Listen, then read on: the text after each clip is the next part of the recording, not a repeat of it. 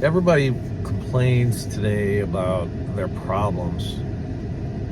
And quite honestly, we all have problems. We all been through hell and back a few times. I've been broke and homeless, lost everything I owned in my life twice. So I've had to rebuild a number of times. And that's why having the opportunity to find and flip and profit from stuff has always been an option, and always exciting. I absolutely love doing it. And if you want to get out there, you want to learn from one of the best, I'm the one to teach you how to do this, because I don't only do it just to teach you how to do it. I do it because I love it, and I still do it every day.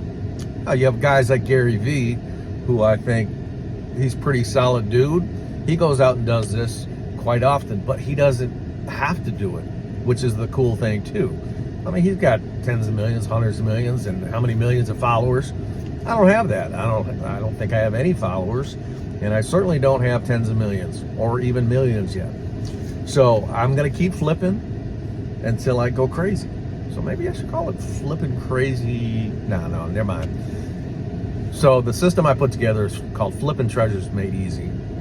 It's designed to show anybody, anywhere in the world, how I do it and how you can apply it to your location.